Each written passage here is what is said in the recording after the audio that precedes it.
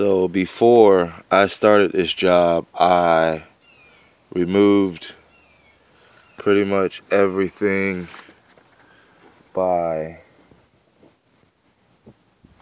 I started this job, my marks lined up there.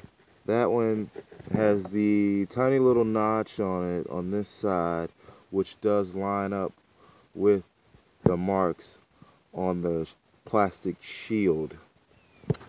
This one did not have, it had the same red nail polish lined up with the shield, but it was not lined up on the timing notch that's there.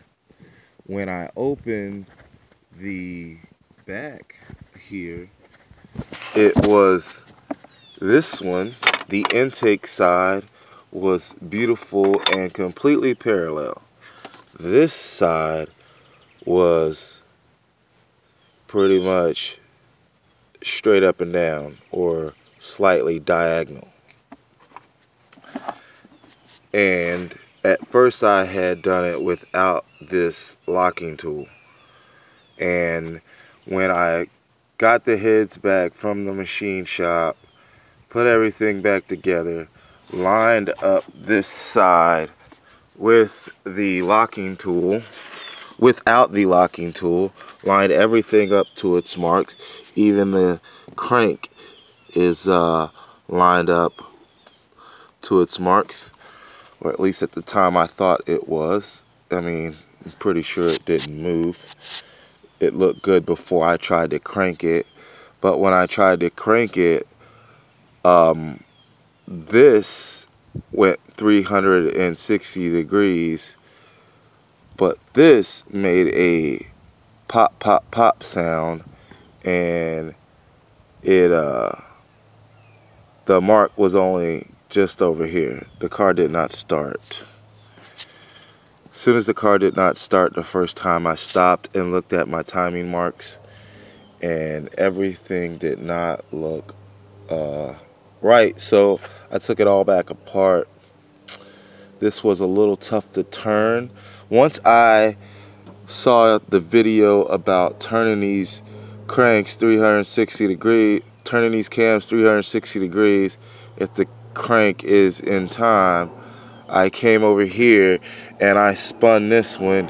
It was fairly easy to spin, and this one was not so easy to spin. I end up having to actually use a pair of channel locks on the teeth, which I was very afraid of doing. So right now I got my cam locking tool in, I got my lid locked down.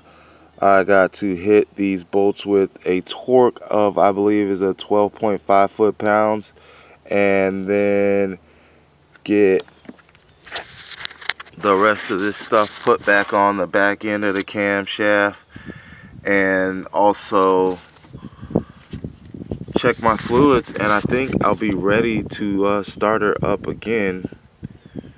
I'm a rookie. It's my first cam job, so I have no idea if I've done it all absolutely correct. I pretty much based it off of tons of videos on YouTube. Well, not tons of it, because there's not a whole lot on these motors, and I've also based it off of reading Volvo forums.